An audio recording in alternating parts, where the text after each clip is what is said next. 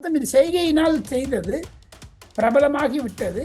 திராவிட முன்னேற்ற கழக அரசாங்கத்திலிருந்து செய்த ஊழல்கள் எல்லாம் கண்டிப்பாக நாளை மறுநாள் 3 நாட்களுக்குள் மின்சார வாரியத்தில் நடந்த ஊழல்கள் மற்றும் விவசாயத்துறையில் நடந்த ஊழல்கள் என்றெல்லாம் பண்ணி 5 வெள்ளை அறிக்கை வர இருக்கிறது சிவா. அந்த 5 வெள்ளை அறிக்கையை வைத்துக்கொண்டு அடிச்சு அவங்க சோளத்தேங்காய் மட்டும் செதறிச்சு பாருங்க.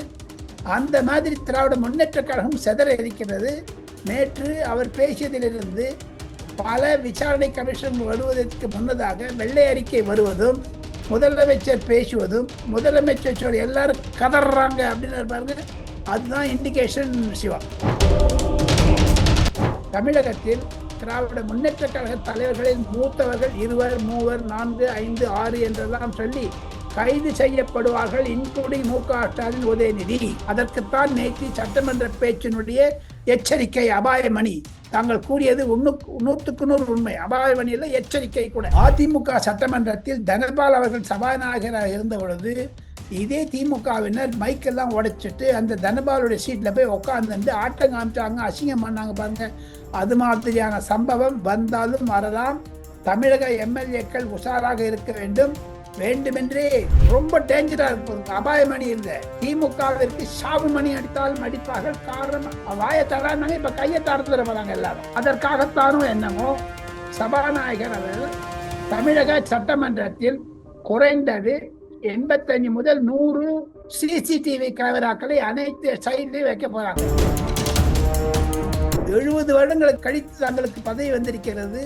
திமுகவை ஒழித்தீர்கள், எப்படி அமித்ஷா சொன்னாரோ திமுகவை வேருடன் குடிங்கி எறிவேன் என்று தாங்கள் எரிந்துவிட்டீர்கள், மிக எச்சரிக்கையாக இருங்கள் என்று நரேந்திர மோடி ஆலோசனை கூறியிருப்பதாகத்தான் டெல்லியில் பலர் பேசுகிறார்கள். அது முடிந்தவுடன் எடப்பாடி பழனிசாமி சிரித்ததும் அதற்கு பிறகு பல அதிமுக தலைவர்கள் இன்க்ளூடிங் எஸ்.பி. வேலுமணி போய் தங்கமணி போய் கை கொடுத்ததும் முதலமைச்சரும் நன்றாக பேசுங்கள் சொன்னதும் ஏதோ ஒரு அரசியல் சமிக்கைகளை காண்பிக்கிறது, சிக்னல்ஸ், பொலிட்டிக்கல் சிக்னல் காமிக்கிறது நான் நினைக்கிறேன்.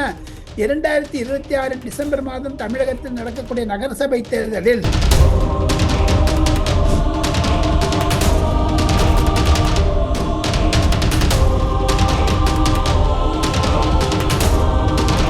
ரியல் ஒன் உறவுகளே, நடுநிலையோடு பொறுப்புடன் செய்திகளை வழங்கி பல லட்சக்கணக்கான மக்களின் நம்பிக்கையை பெற்ற நமது சேனலின் வளர்ச்சிக்கு உங்கள் ஆதரவு தேவை. இந்த ஊடக பயணம் தொடர்ந்து வலுப்பெற திரையில் தெரியும் QR கோட் ஸ்கேன் செய்தோ அல்லது டிஸ்கிரிப்ஷனில் உள்ள வங்கி விவரங்கள் மூலம் உங்களால் முடிந்த அளவு சப்போர்ட் செய்யுங்கள். உங்கள் ஒவ்வொரு ஆதரவும் நமது குரலை இன்னும் பல லட்சம் பேரிடம் கொண்டு செல்ல உதவும். ரியல் ஒன் நண்பர்கள், உறவுகள் அனைவருக்கும் வணக்கம். இன்று நம்மோடு இருப்பவர் மூத்த பத்திரிகையாளர் டெல்லி ராஜகோபாலன் சார் அவர்கள். வணக்கம் சார். நமஸ்காரம்பா, வணக்கம். நல்லா இருக்கீங்களா? நல்லா இருக்கேன் சார். நீங்க எப்படி சார் இருக்கிறீங்க? இங்க யாரை பார்த்தாலும் சிவா, டெல்லியில தமிழ்காரனாகட்டும் ஹிந்திக்காரனாகட்டும் இப்படி அது என்னதுங்க, அது இப்படி இப்படிங்கிறாங்க. எங்க பார்த்தாலும் இப்படிங்கிறாங்க. சீஃப் மினிஸ்டர் நேற்று அசம்பிளியில சொன்னார்ல, கதம் கதம் அப்படிங்கிறாங்க. அது என்னன்னு தெரியும், நம்மளுக்கு புரியுது. அப்புறம் நான் எல்லாரும் கேட்டேன். நான் ஸ்டாலின் சொன்னாலும் அதுக்கு அவரை அழகு காமிச்சாராம். அது வைரலா போடுச்சு. ஓரெல்லாம் கேட்கறாங்க, அது என்னத்துக்கு எப்படி சொல்றாரு, எப்படி பண்ற, கழுத்து அடைக்கப்படுறாங்களா அப்படின்னு சொல்லிட்டு. திமுக கழுத்து அறுத்துவாருன்னு நான் சொன்னேன். விஜய் அவர்களை பொறுத்த வரைக்கும் சிம்பாலிக்கா இந்த சகியை காட்டுகிறாரா சார்? காமிச்சிட்டாரு. அது உலக புகழ் பெற்று விட்டது. அது உதயநிதி ஸ்டாலினுக்கோ மு.க. ஸ்டாலினுக்கோ ஜெயலலிதாவுக்கோ இந்த மாதிரி ஒரு பண்ணி பப்ளிசிட்டி கிடைக்கல. 10 கோடி 20 கோடி போயிடுச்சு. அப்படி பண்றது ஐயோ பெரிய ஹிட் ஆயிடுச்சு. எல்லா இந்திக்காரும் கேட்கறான். இந்தியில டெலிவிஷன்ல, மொபைல்ல, இன்ஸ்டாகிராம்ல, ட்விட்டர்ல அதான் பெரிய ஆயிடுச்சு. ஆக மொத்தம் கருணாநிதி ஐயானுடைய மகன் ஸ்டாலின் சொன்ன பொழுது காங்கிரஸுடன் கழுத்து அறுத்துட்டாங்கன்னுட்டு இப்ப இவர் சொல்றாரு கழுத்து அறுத்துட்டாங்கன்னு காங்கிரஸ் சப்போர்ட் பண்றாங்க. ஜெயராம் ரமேஷ் போன்றவங்களாம் கேட்கறாங்க. ராகுல் காந்தி கூட கேட்டாராம், இது என்ன பண்றாரு இவருன்னுட்டு. அவ்வளவு பாப்புலர் ஆயிடுச்சு. ஆக மொத்தம் இது செய்கையினால் செய்தது பிரபலமாகி விட்டது. திராவிட முன்னேற்ற கழக அரசாங்கத்திலிருந்து செய்த ஊழல்கள் எல்லாம் கண்டிப்பாக நாளை மறுநாள் 3 நாட்களுக்குள் மின்சார வாரியத்தில் நடந்த ஊழல்கள் மற்றும் விவசாயத்துறையில் நடந்த ஊழல்கள் என்றெல்லாம் பண்ணி 5 வெள்ளை அறிக்கை வர இருக்கிறது சிவா. அந்த 5 வெள்ளை அறிக்கையை வைத்துக்கொண்டு முதலமைச்சர் நம்ம விஜய் அவர்கள் தலைமை நீதிபதி, சுப்ரீம் கோர்ட், உச்ச நீதிமன்றத்தினுடைய தலைமை நீதிபதிக்கு ஒரு கடிதம் எழுத இருக்கிறார். அந்த கடிதம் மூலமாக இந்த 5 வெள்ளை அறிக்கையில் கண்டுபிடிக்கப்பட்ட சில உண்மைகளை வைத்துக்கொண்டு இதில் ஊழல் நடந்திருக்கிறா என்று கேட்டு விசாரணை கமிஷன் ஒன்று அனுப்புவதாகத்தான் இருக்கிறார்கள் சுப்ரீம் கோர்ட்டில் இருந்து. அதுதான் பிரதான செய்தி ரியல் ஒன் நேயர்களுக்கு. சார், இப்போ சட்டமன்றத்துல தமிழக முதலமைச்சர் விஜய் அவர்களை பொறுத்த வரைக்கும் மக்கள் பணம் ₹1 கூட தொட மாட்டேன், யாரையும் தொட விட மாட்டேன், தொட்டவர்களையும் கடந்த காலத்துல தொட்டவர்களையும் விட்டு வைக்க மாட்டேன் அப்படிங்கிற எச்சரிக்கை மணி டெல்லியில எப்படி சார் பாக்குறாங்க? அதை நரேந்திர மோடி அவர்களும் தொடர்ந்து ஒப்பிட்டு பாழ்கிறார்கள். நரேந்திர மோடி தான் சொன்னார், 12 வருஷத்தில் ஒரு ஊழல்களை கூட தாங்கள் கண்டுபிடிக்க முடியவில்லை மத்திய அரசாங்கத்தின் மீது என்று புலாங்கிதம் அடையக்கூடியவர்கள். அதே பாணியில் தான் எப்படி நரேந்திர மோடி சொன்னாரோ, நான் தூங்க மாட்டேன், ஒருவரையும் தூங்க விட மாட்டேன், நான் சம்பாதிக்க மாட்டேன், மறுபடியும் சம்பாதிக்க விட மாட்டேன் என்று சொன்னதனுடைய யதார்த்தமாகத்தான் தமிழக முதலமைச்சர் நம்ம விஜய் அவர்கள் கூட சொல்லி இருக்கிறார். நான் சாப்பிட மாட்டேன், சாப்பிட்ட விட மாட்டேன், சாப்பிட்டேன்னு கண்டுபிடிச்சிடுவேன்னு சொல்ற மாதிரி இண்டிகேட் பண்ணியிருக்காரு. நேற்று அந்த சட்டசபை ஸ்பீச் 100க்கு 100 மார்க் கொடுத்துடலாம் சிவா. அது முடிந்தவுடன் எடப்பாடி பழனிசாமி சிரித்ததும், அதற்கு பிறகு பல அதிமுக தலைவர்கள் இன்க்ளூடிங் எஸ்பி வேலுமணி போய், தங்கமணி போய் கை கொடுத்ததும், முதலமைச்சரும் நன்றாக பேசுங்கள் சொன்னதும், ஏதோ ஒரு அரசியல் சமிக்கைகளை காண்பிக்கிறது, சிக்னல்ஸ், பொலிட்டிக்கல் சிக்னல் காமிக்கிறதுன்னு நான் நினைக்கிறேன். 2026 டிசம்பர் மாதம் தமிழகத்தில் நடக்கக்கூடிய நகரசபை தேர்தலில் ஒருவேளை அதிமுக வெளியில் இருந்து ஆதரிக்கும் விஜய் அரசாங்கத்தை என்று சொன்னால் அதற்கான ஒரு சூழல்கள் வளர்ந்து கொண்டு வருவதாகத்தான் பலர் பார்க்கிறார்கள் டெல்லியில் இருந்து. சார், இப்போ சட்டமன்றத்திலேயே கொள்ளையடித்தவர்களை விட்டு வைக்க மாட்டேன் அப்படின்னு சொல்லி சிஎம் எச்சரிக்கை மணியை ஒழிச்சிருக்காங்க. இன்னொரு பக்கம் ஏற்கனவே கிடப்புல போடப்பட்ட இடி தமிழக காவல்துறைக்கு அனுப்பப்பட்ட எஃப்ஐஆர் போட சொல்லி அனுப்பப்பட்ட விஷயங்களுக்கு தற்போதைய தாவேக அரசாங்கம் கிரீன் சிக்னல் உத்தரவு கொடுத்திருக்கிறது வழக்கு பதிவு செய்ய சொல்லி. சோ இந்த விஷயத்தை எப்படி சார் பார்ப்பது? ஒரு பக்கம் அமைச்சர்கள், முன்னாள் அமைச்சர்கள் மீதான நடவடிக்கைகள், கெடுபிடிகள் அதிகரிக்கிறது அப்படின்னு எடுத்துக்கலாமா சார்? கண்டிப்பா கண்டிப்பா, தாங்கள் சொன்னது 100க்கு 100 உண்மை. கெடுபிடிகள் அதிகமாகிறது. நேற்று முதலமைச்சர் கூட சொன்னார் ஒரு இன்டைரக்டா, இனிமேல் யாரையும் விட போறது இல்லைன்னுட்டு. அதற்கு ஏற்ப எப்படி அண்ணா திராவிட முன்னேற்ற கழகம் சித்து அந்த அடிச்சு அவங்க சோரத்தாங்க மட்டும் சதறிச்சு பாருங்க, அந்த மாதிரி திராவிட முன்னேற்ற கழகம் செதற இருக்கிறது.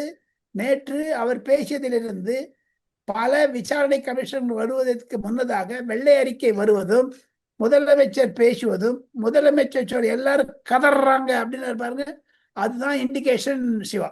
சார், இப்போ பாத்தீங்கன்னா துறை வாரியாக தமிழக அரசாங்கத்துக்கு புகார்கள் குவிந்து கொண்டே இருக்கிறது. அதாவது ஊழல் புகார்கள், ஏற்கனவே கடந்த காலத்தில் நடைபெற்ற ஊழல் குறித்த புகார்கள் அதிக அளவுல வந்துட்டு இருக்கு.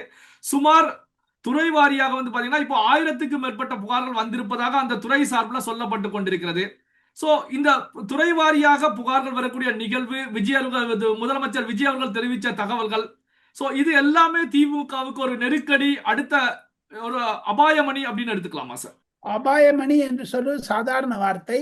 திராவிட முன்னேற்ற கழகத்திற்கு இந்த மாதிரியான ஒரு பல புகார்களை வைத்துக் கொண்டுதான் விசாரணை கமிஷன் அனுப்பினாலோ அந்த அமைத்தாலோ இந்த புகார்கள் எல்லாம் அவர்கள் கொடுக்கப்படும் விசாரணை கமிஷனுக்கு. தவிர தயவு செய்து தவறாக எண்ணாதீர்கள், நகராட்சி தேர்தல் டிசம்பரில் வருவதற்கு முன்னதாக தமிழகத்தில் திராவிட முன்னேற்ற கழக தலைவர்களில் மூத்தவர்கள் 2, 3, 4, 5, 6 என்றெல்லாம் சொல்லி கைது செய்யப்படுவார்கள், இன்க்ளூடிங் மு.க.ஸ்டாலின், உதயநிதி. அதற்குத்தான் நேற்று சட்டமன்ற பேச்சினுடைய எச்சரிக்கை, அபாயமணி. தாங்கள் கூறியது 100க்கு 100 உண்மை. அபாயமணியில எச்சரிக்கை கூட சார். ஆனா திமுக தரப்புல பாத்தீங்கன்னா பர்சனல் அட்டாக் பெரிய அளவுல பண்றாங்க. உதயநிதி ஸ்டாலின் அவர்கள் கூட செங்கல்பட்டுல மனைவி கணவனை காணவில்லை அப்படின்னு புகாரை கொடுத்தாங்க அப்படின்னு கருத்துக்களை முன்வைக்கிறாங்க. முன்னாள் அமைச்சர் சிவசங்கர் கூட பாத்தீங்க அப்படின்னா உங்க மேலேயே ஏற்கனவே வழக்குகள் இருக்கிறது அப்படிங்கிற கருத்துக்களை முன்வைக்கிறாங்க. சோ அதே மாதிரி பர்சனல் அட்டாக் பெரிய அளவுல நடந்துகிட்டு இருக்கு. இதை எப்படி சார் பாக்குறீங்க? மட்டத்தனமான, கீழ்த்தரமான, அசிங்கமான, ஒரு நாகரிகமற்ற ஒரு செயலாகத்தான் திராவிட முன்னேற்ற கழகத்தின் மீது சொல்லுகிறார்கள். பெண் வாக்குகள் ஏற்கனவே எல்லாம் குறைந்து விட்டது திராவிட முன்னேற்ற கழகத்திற்கு. அதை விட குறை இருக்கிறது, கூடிய விரைவில் பார்த்து கொண்டே இருங்கள். பொதுமக்கள் திராவிட முன்னேற்ற கழகம் சொல்லக்கூடிய அளவிற்கு இந்த சங்கீதா மேட்டர்ல விஜயனுடைய அந்த டைவர்ஸ் கேஸ்ல செங்கல்பட்டுல தான் நடக்குது, அதுக்குதான் இதெல்லாம் சொல்றாங்க என்பது மாபெரும் தவறாக இருக்கிறது. ஒரே விஷயத்தையும் சொன்னா இதற்கு சரியாக சவுக்கடி கொடுக்கும் வகையில் முதலமைச்சர் தரப்பிலிருந்து ஒரு மாபெரும் ட்வீட் அல்லது செய்தி கூடிய விரைவில் வர இருக்கிறது. அது உதயநிதியை எதிர்த்து என்று தான் பலர் சொல்லுகிறார்கள். ஆதவ் அர்ஜுனா மதுராந்தகத்தில் அதிமுகவுடன் தாவேகா அந்த இணைப்பு விழா, அதிமுக தாவேகா இணைப்பு விழாவில் பேசிய பொழுது மதுராந்தகத்தில் ஆதவ் அர்ஜுனா கூடிய பேச்சினுடைய முக்கியத்துவம் என்ன என்று கேட்டால், கண்டிப்பாக தமிழக சட்டமன்றத்தில் எப்படி அம்மையார் ஜெயலலிதாவுடைய சிலை உருவினார்களோ என்றெல்லாம் சொல்லி அதில் துரைமுருகனும் மு.க.ஸ்டாலின் இன்வால்வ்டாக இருந்தாங்களோ சொல்லி கோடி காட்டியதை வைத்துக் கொண்டு பார்த்தால், அதிமுக சட்டமன்றத்தில் தனபால் அவர்கள் சபாநாயகராக இருந்த பொழுது இதே திமுகவினர் மைக்கெல்லாம் உடைச்சிட்டு அந்த தனபாலுடைய சீட்ல போய் உட்கார்ந்து ஆட்டம் காமிச்சாங்க, அசிங்கம் பண்ணாங்க பாருங்க. அது மாதிரியான சம்பவம் வந்தாலும் வரலாம். தமிழக எம்எல்ஏக்கள் உஷாராக இருக்க வேண்டும். வேண்டுமென்றே முதல்வரே பேசி சிஎம் பேசுங்க சிஎம் என்றெல்லாம் பிராட்சி கொட்டின்னு வந்தாங்களே, அதற்கு மறுநாள் சட்டசபையில பேசினாங்களே, வெளிநடப்பு செய்தார்கள்.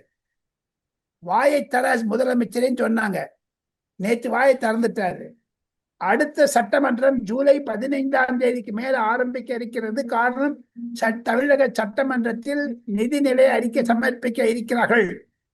அதற்கான ஆயத்தங்கள் ஆரம்பிக்குமாவிட்டது. ஆனால் பட்ஜெட் தொடரில் சிவா நான் சொல்றேன், ரொம்ப டேஞ்சரா இருப்பது. அபாயமணி இல்லை, திமுகவிற்கு சாவு மணி அடித்தாலும் அடிப்பார்கள். காரணம், வாயை தராங்க, இப்ப கையை திறந்துட போறாங்க எல்லாரும். அதற்காகத்தானோ என்னமோ சபாநாயகர் அவர் தமிழக சட்டமன்றத்தில் குறைந்தது 85 முதல் 100 சிசிடிவி கேமராக்களை அனைத்து சைட்லையும் வைக்க போறாங்க. இப்ப எப்படி பாராளுமன்றத்தில் 450 சிசிடிவி கேமரா இருக்கிறதோ, தமிழகத்தில் அது மாதிரியான ஒரு சூழ்நிலை உண்டாகும். ஏன்னா சில இடத்துல போக்கஸ் பண்றாங்க, இவங்க எங்கென்ன நடக்குது அங்கிருந்து கண்டுபிடிக்க முடியும். அந்த சிசிடிவி கேமரால ஒரு மாபெரும் புரட்சியை உருவாக்கினார் விஜய் அவர்கள், நேரடி தொலைக்காட்சி கொடுத்து. பொதுமக்களுக்கு அது தெரிகிறது. ஏற்கனவே பதவியேற்பு விழாவில் விஜய் அவர்கள் 3 குறிப்பிட்டார்கள். நான் டிரான்ஸ்பரண்டா இருப்பேன், வெளிப்படைத்தன்மையுடன். நான் ராகுல் காந்தியும் பார்ப்பேன், நரேந்திர மோடியும் பார்ப்பேன், தமிழக வளர்ச்சிக்கு டெவலப்மெண்ட் ஆஃப் தமிழ்நாடு தான் முக்கியம் என்று. அடுத்ததாக முதலமைச்சர் சொல்லும் பொழுது, என்னுடைய அரசாங்கத்தின் மீது நான் இப்பொழுது நடித்தேன், முதல்வரானேன், ஆனால் முதல்வராக ஆட்சி புரிவேன், முதலாக நடிக்க மாட்டேன் என்றெல்லாம் பல பேட்டிகளை சொல்லியிருக்கிறாரே, அது கண்டிப்பாக நடக்கும். திராவிட முன்னேற்ற கழகத்திற்கு கண்டிப்பாக நான் சொல்கிறேன், ஒரு இறுதி கட்டம் வந்து விட்டது இந்த 2026 தோல்விக்கு பிறகு. இப்போ ஊழலை ஒழிக்க வேண்டும் அப்படிங்கிற நிலையில பிரதமர் மோடி அவர்கள் வேகம் எடுத்து செயல்பட்டாங்க.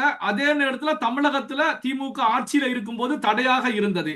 இப்போ மோடி அவர்கள் கண்ட கனவு தமிழகத்துல விஜய் மூலமாக நிறைவேற போறது அப்படின்னு எடுத்துக்கலாமா சார்? எடுத்துக்கலாம், கண்டிப்பாக எடுத்துக்கலாம். விஜய் அவர்கள் தமிழக முதல்வர் 2 முறை நரேந்திர மோடியை பார்த்த பிறகு மோடியிடம் சில பயிற்சிகளை பெற்றால் நரேந்திர மோடி கண்டிப்பாக விஜயிடம் சொல்லியிருக்கிறார்.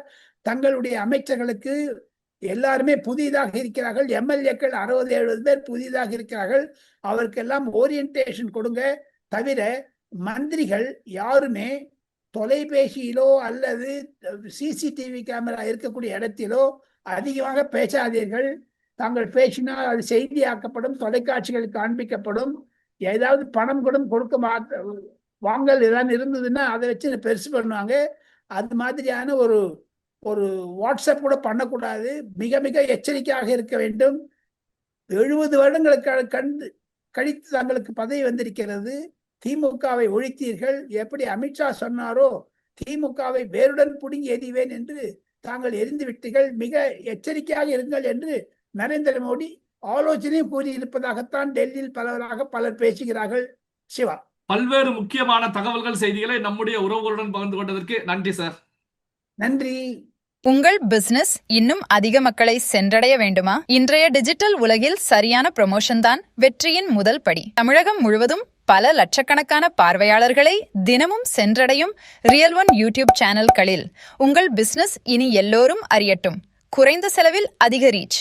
உங்கள் பிராண்டுக்கு நம்பிக்கையும் வளர்ச்சியும் சேர்க்க இன்றைய எங்களை தொடர்பு கொள்ளுங்கள். 9280087164.